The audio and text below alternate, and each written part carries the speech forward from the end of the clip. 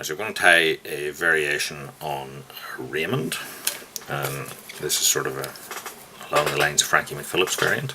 So this happens to be a size 8 B175. I suppose you could tie it on a 10. Once you go much below a 10, there's so many hackles and things on a Raymond or a variant that it starts to get very crowded. So I'm using here like a golden olive type thread, and we're looking now for a tail, so we're going to use golden pheasant topping as a tail.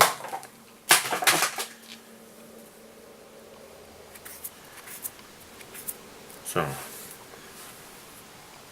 head on the tail, either at the length or a little bit longer than what you intend it to be, and then once you have a couple of wraps on, you can pull this end of it down to whatever length suits you, and then tie it down. If you lick it, it'll then hold it into a better shape, and when it dries out it'll sort of hold that shape. Obviously when you put it into the water it'll go back to whatever it wanted anyway. But so rib, I'm going to use gold oval for that.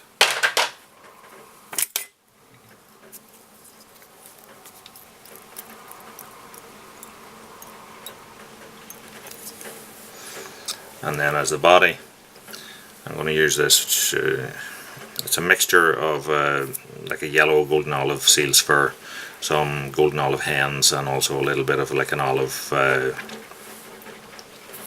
like light bright kind of stuff that I mixed into it. Twist that on, catch it. Once it's caught, you can twist it tighter and lay on a body. But we're going to stop quite short of the eye because, as I said, there's 3 head hackles to go on this thing.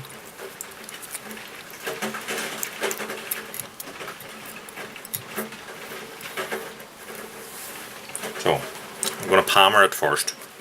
I'm going to use this, which is like a magenta dyed cape. This one happens to be a badger cape, although you could use straight magenta. I just like the little bit of darker colour in it as well for a little bit more contrast.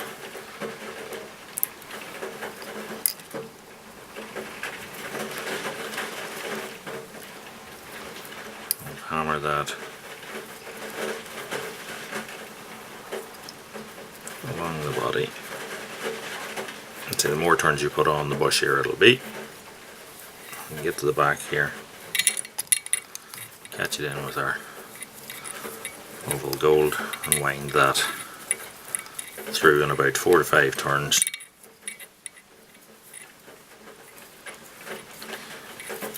And then I like to lay it flat along the shank, tie over it, and then snap off our hackle. Stroke everything back and a few turns just to tighten it all in. So that's the body of the fly. So now we're going to start putting on these head hackles. So first of all is one of these little breast feathers off a mallard. And now previously I'll have shown you how to double hackles, you know, where we tied it in by the tip. You can do that, or in the case of some of these small hackles like this here, actually just as easy to tie them in by the base.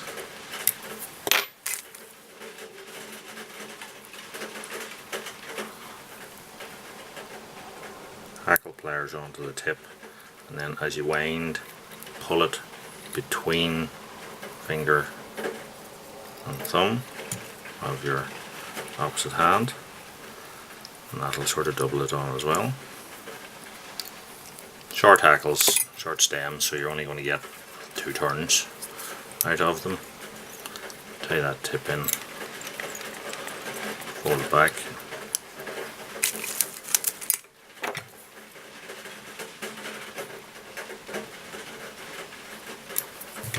and trim the tip of it out.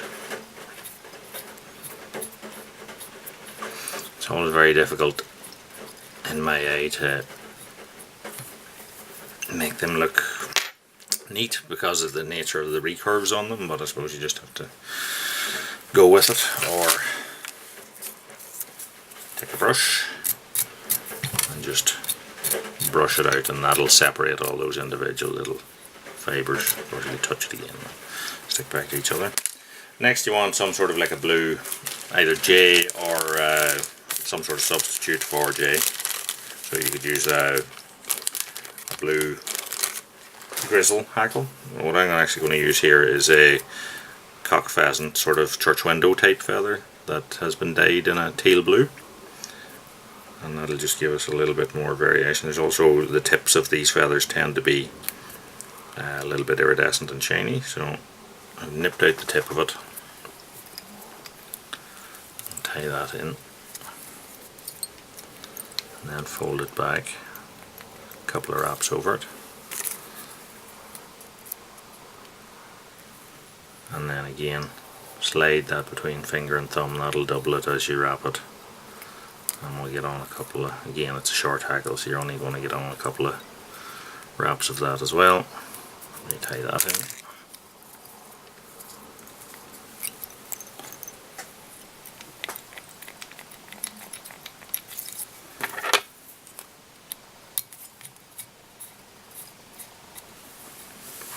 Now, next we want a wing, and for this we're going to use hen pheasant wing. So we're going to take matching slips here.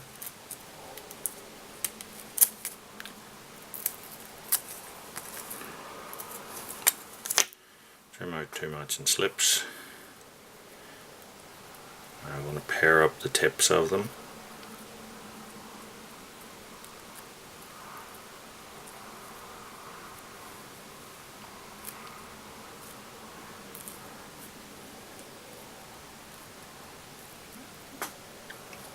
Easier said than done here.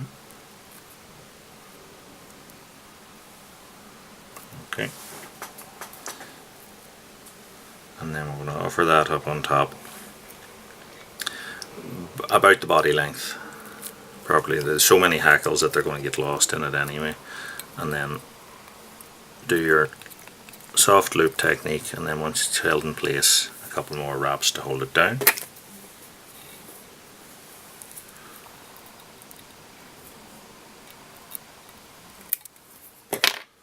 Trim off those ends. I was a bit wary of them pulling out, so a little dab of super glue there, and then just wrap back over that.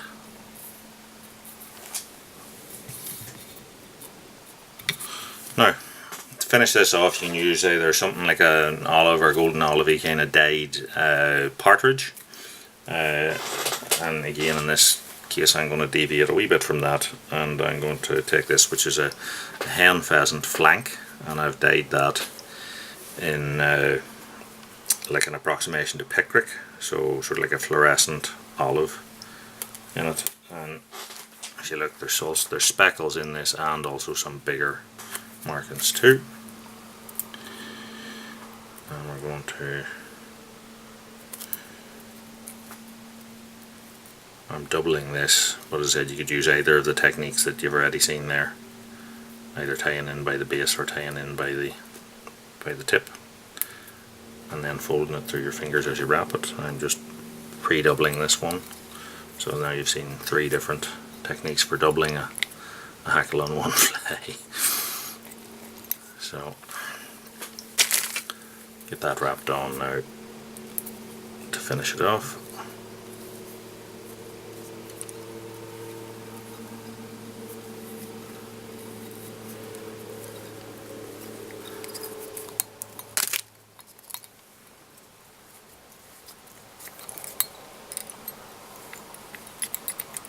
Tie that off, fold the stem back,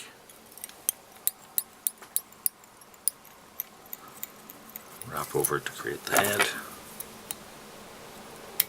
trim that off, and I'm just going to run super glue on my thread, hold all this stuff out of the way,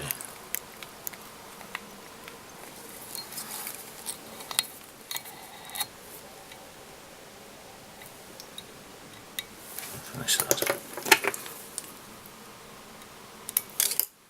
So to finish that off, all we need then is to varnish the head with clear varnish whenever the super glue is dry on it. But that is a Raymond variant, which is, as you can see, an exercise in putting as many different materials on a hook as you possibly can for a trout fly. But tight lines.